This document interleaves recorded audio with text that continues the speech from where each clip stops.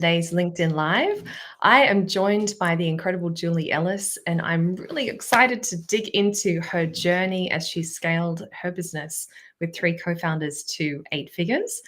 And then now how she's helping people to stay in that space of scaling, growing, matching the demand to what they're able to deliver to continue to grow. So it's exciting to hear her journey. We're going to understand a little bit more about what it's been like personally to take that journey, and then also to become more visible through the book and through speaking, and how Julie's approached that. So Julie navigated a successful exit from that business. And she is a keynote speaker, board director, the author of Big Gorgeous Goals, How Bold Women Achieve Great Things, and workbook. And we're going to talk systems, we're going to talk courage, we're going to talk growth. So Julie, welcome. It's fabulous to have you. Thank you so much, Nina. I'm so excited to be here.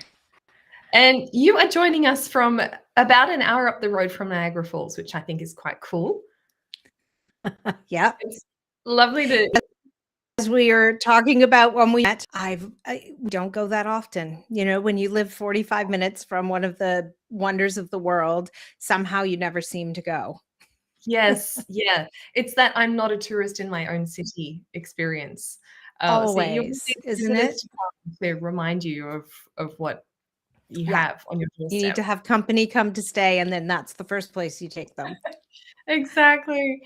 So great. So welcome. And so you co-founded this business, you grew it to 8 figures, and then you sold it. And you said that the exit personally was unexpectedly challenging for you. So what was going on for you in that season? What did it show you personally about how you were evolving and how you changed in that time? Well, I think when you're an entrepreneur, you end up with jobs that no one would ever hire you for. And when we sold the business, I had sort of I was in charge of the finance department. I was in charge of the IT department, and I was in charge of our retail business. We had labels in Target in the US and in Walmart in Canada. And so I had a couple of people, we were kind of incubating that small business. But I mean, I have a university. When we started the company, I was a financial planner. So no one would have ever hired me to run an IT department. And when we sold the business, I got very caught in that thinking of, well, I'm not an accountant. I don't have a designation. I don't have a certification. I don't write code. And so I started to doubt my capabilities and whether I had it in me, to do it again. And I think that is not uncommon because we end up in we didn't train for. It made me very uncertain about what my value was. Yes, so interesting. And so I think what you said there, which others might have missed, was that you had a university degree in dance, then you were in financial planning, and so there was, really such a juxtaposition of things in your background, that you had the experience, you knew that you had successfully run this IT department, but then could you do it again? And so then how did you evolve through that? What did you change in your thinking, or what helped you to shift into eventually what you're doing now? Well, it took some amount of time. And I was very uncertain about how to get out of that spot. And I started to doubt myself a lot, but I felt fortunate because I had people in my life who kept reaching out to me, who kept talking to me about what might be next for me, what the opportunities might look like. Eventually, I got an introduction to an entrepreneur who had a business, and he was stepping away running the business for a period of time and was looking for someone to come in. And so, I came into the business. I had the team entirely report to me, and I reported to him. And he was away. was really for me to get back back in the saddle and back in the game. Yes, yes, so great, so great. And so let's talk about what it takes for a business to scale to 8 figures. There's typically a plateau time when the demand is still there, the business is experiencing growth up into a point, but then they hit these internal constraints and growth can be hard to sustain because there's not the same speed of response or ability to accommodate that demand. So, what can you share an example you've seen in a business where a leader was dealing with this challenge of growth and stuck in scaling? Yeah, I think one of the difficult things is that the challenge is multi-layered. So I can give that Mabel's labels. Sorry. We had reached production capacity, and we hit our busiest season of the year, and it was beyond the capacity. So we made some after that busy season, bring in an expert, help us rework our processes and, level up so we could have more. But once you solve the problem, the customer service doesn't have anymore, or your product development process needs to be updated and expanded because it's more complicated now moving things through a new production Mm, and so it was a constant, bottleneck. You find other ones, mm, and so it's a more of a practice than a destination, I think. mm. Yeah, that's a really interesting way of looking at it, that the ability to accommodate growth is a constant practice. And you talk about this Hmm. connection between operational prowess and leadership, and that's the nexus that you really focus on and specialize in. And so leadership seems like it's a really key part of it, as well as systems and these operational considerations. What do you see as the hardest decision that leaders need to make, or the most difficult thing that they're facing in that scaling experience? I think a couple of things. I think on the leadership side, it's the letting go is the hardest thing. And your baby, your Mm, dream, your life's work sometimes is tied up, and mhm, in order to scale it, you have to sort of let go and let the mm, team do their jobs mm, in order for it to achieve its greatness. yeah, And then the other thing I think is, the operational piece of like um, leveling up your decision making, because the more people whose paychecks depend on you, the more pressure it can, yeah. or the decisions are more. So Mm, having good decision making frameworks, having good delegation tools and skills to do that. mm. So interesting. So it really is acquiring a new set of leadership skills that are going to suit the stage where the business is. And so who are some of the leaders that you admire, who you've seen have taken this journey, and was there anyone who inspired you in your journey to 8 figures, as they face those challenges? Well, I think you were a book by Jim Collins called Good to Great. Yeah. And, on how could we create kind of roles that we needed, getting the right people into the business Mhm. working, even if maybe once we hired them, the role they were in wasn't right. So Yeah. that idea of the culture that we wanted to create was very important. Yeah. And we really looked to, there was a company in the US called Zappos who sold shoes, and they were very, very focused on culture. Even after they were purchased by Amazon, they were focused on, Mm, and we sent to their culture immersions. We sent our leaders to culture immersions there because we really wanted to create something that people wanted to come to. Mm-mm. Because we knew we weren't going to win, we weren't going to pay the highest salaries.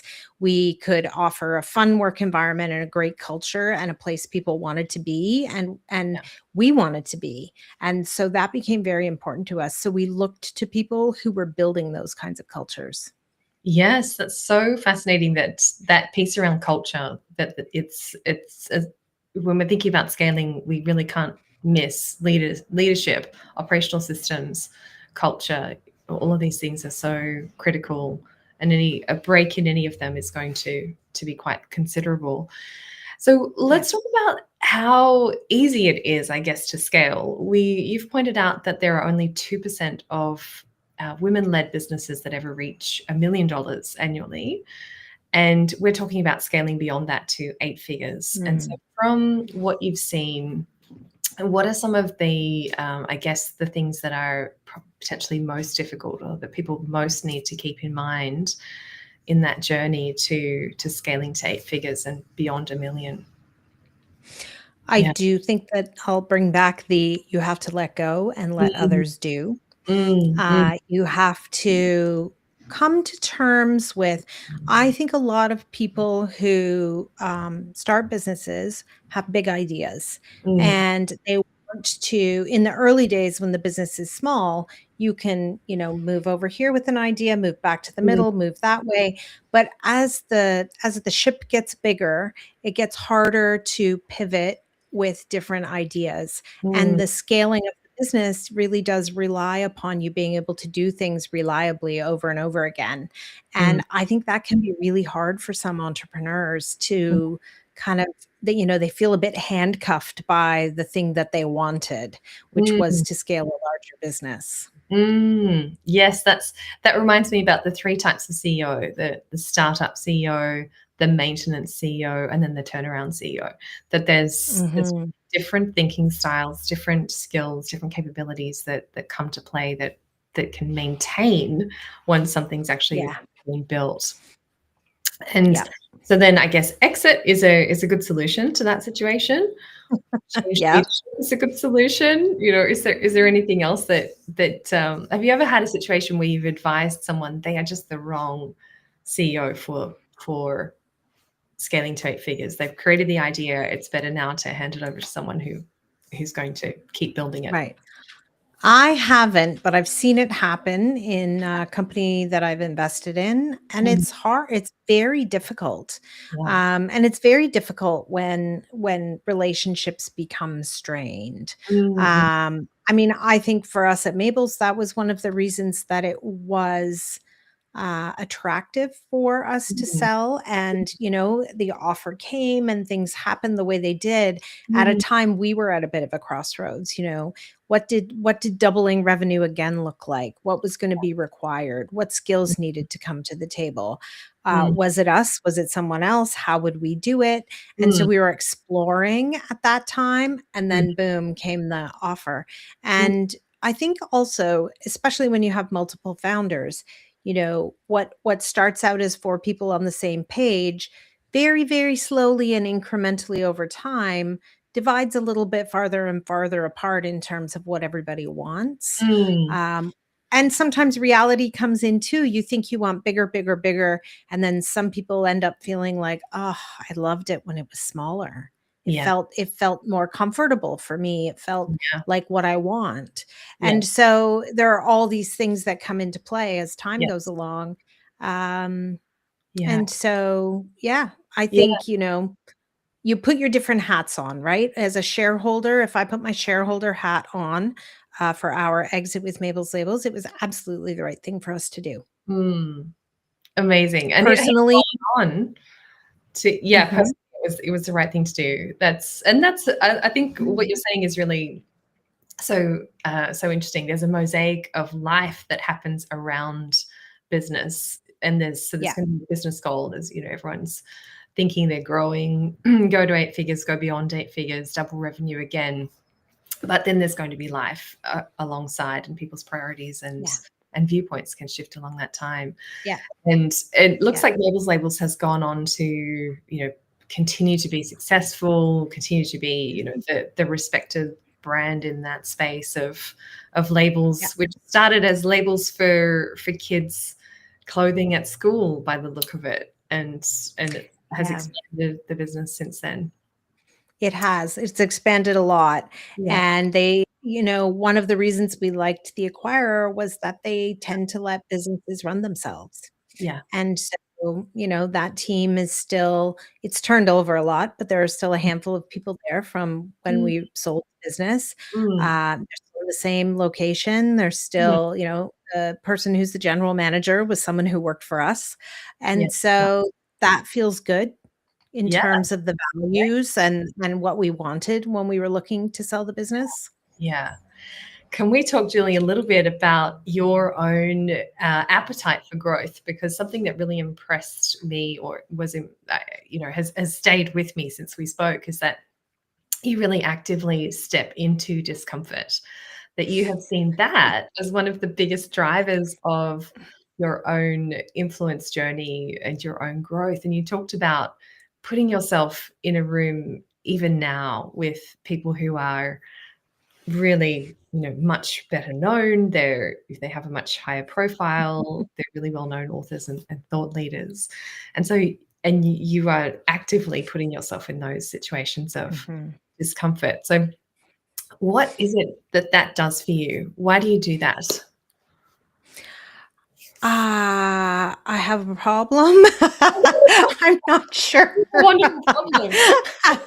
One of my observations about the entrepreneur journey, though, is that you never quite feel comfortable. You always feel a little bit off kilter, a Mm, little bit like you are trying to catch up in the learning. You're trying to get ahead of whatever you think might be coming because change is coming when you're on that sort of growth mhm, trajectory.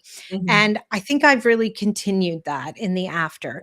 I had a moment where I got very small after we sold the business, Yeah. and I learned a lot from that. Yes. I learned it doesn't take much to hit the other edge, right? To come off the Yeah. growth edge and find the edge of getting too small and not believing in yourself. Mm, And what I learned after that was I started talking about my experience, mm. and I kept getting asked for more from that. Yeah. So, it started, I had a little workshop, and then it turned into keynote, and then the keynote became the book, and then the book became the workbook. Like it just, the work kept expanding, and Mm, I kept finding that I had more to say. mm, And so once you get to, you're a keynote speaker, you mm, enter an arena where there are a lot of people with books. And then you write a book, and there are people in that arena who've sold 1 million copies of their book. mm, And you do get to meet some of those people as you mm, go through your journey. And so it has to be, you have to feel resilient about it and not intimidated by it, I think. mm. And I really have tried to take the view of, what can I learn from the people who are where I want to go and who are being very successful? And Yeah. how can I emulate that, or take the best of it for what Mm, suits me to mm, help me grow my presence and the work that I'm doing? mm. And what really stands out is the power of the environment, that there's a deliberate choice that you're making to put yourself in an environment where there are other people who are going to whose normal is completely different to yours. So how did you arrive at that decision, I guess, to put yourself into that space? Did it just naturally be something where you gravitate, it was just the natural next step, or did you consciously think, how can I challenge myself? I want to go bigger in this. And you talked about that natural There demand. was a bit of both. Like, there's a little bit of the, like, falling into it and then being like, "Oh, wait a minute. If I'm gonna do this, do it well, and be Yes. successful in doing it, I'm going to have a different approach, and I Yes. need to think bigger." And Yes. and so and it is sort of this thing, like, when I think of big, gorgeous goals, I really think about everyone's at a different place in their goal journey, right? Mm, So when you set your first big goal that feels really big and really scary, the mm, second goal is almost always going to be bigger than that mm, because you get more and more comfortable. And yeah, so you build yourself a bit of a ladder in mm, terms of, you're reaching a little farther every time. love that. And I think that's really how I ended up here. Yes. Yeah, it was through a practice, like you said earlier, of continuing to set larger goals, and that large goal no longer looks quite so scary once you're on the other side of it. Yeah. Yeah. Yeah.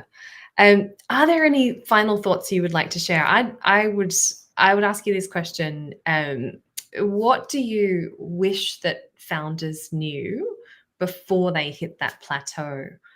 What do you wish they were thinking, or the perspective that they had before they hit that plateau, so that they could scale successfully through it?